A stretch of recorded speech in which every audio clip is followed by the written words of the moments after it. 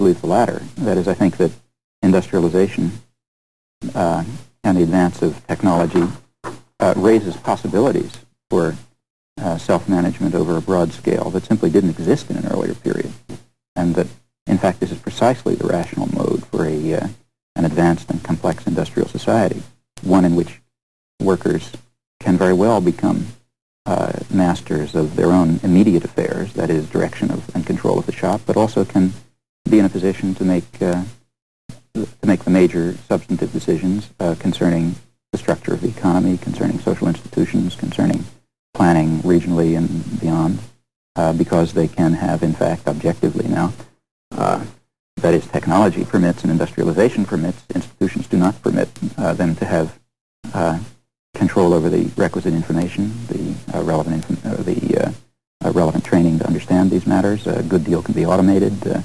Much of the necessary work that is required to keep a decent level of social life going can be really consigned to machines, at least in principle, which means humans can be free to undertake the kind of creative work which may not have been possible objectively in early stages of the Industrial Revolution.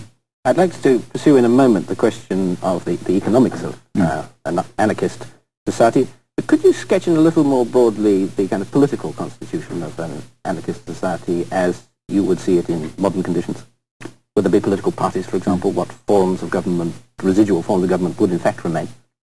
Well, let me sketch what I think would be perhaps a rough consensus, and one that I think is essentially correct.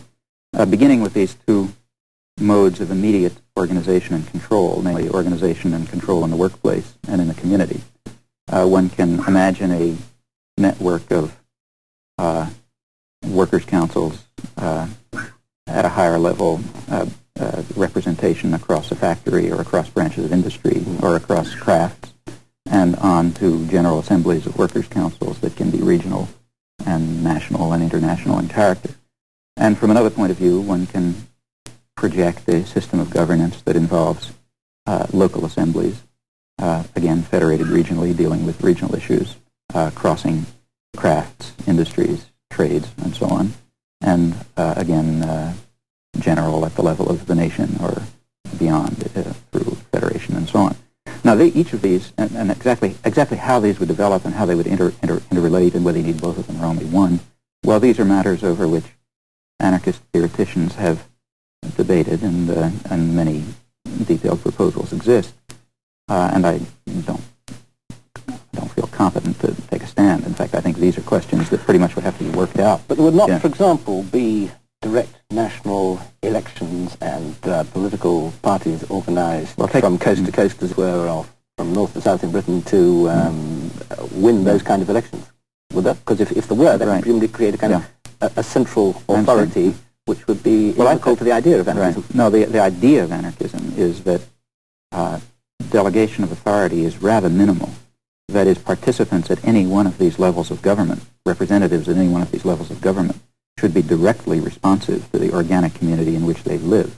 And in fact, the optimal situation would be that participation in one of these levels of government should, on the one hand, be temporary, and even during the period when it's taking place, should be only partial.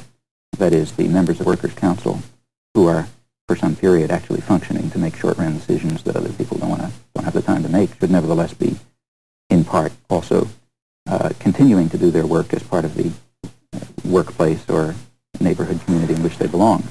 Now, as for political parties, my feeling is that an anarchist society would not forcefully prevent the political parties from arising. In fact, anarchism has always been based on the idea that any sort of Procrustean bed, any sort of system of norms that's imposed on social life will constrain and very much underestimate its energy and vitality, and that all sorts of new possibilities of voluntary organization may develop that we may not even think of today at that higher level of material and intellectual culture. But I think it is fair to say that insofar as political parties are felt to be necessary, anarchist organization of society will have failed.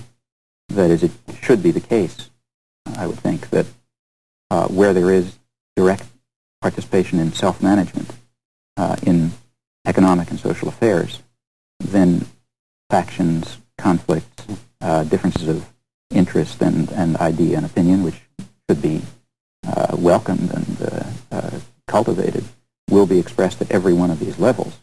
Why they should fall into 2 or 3 or N political parties, I don't quite see. I think that the complexity of human interest and life is that does not fall in that fashion. Parties represent basically class interests, or largely classes so. would not exist in. And classes would have been eliminated or transcended in such a society.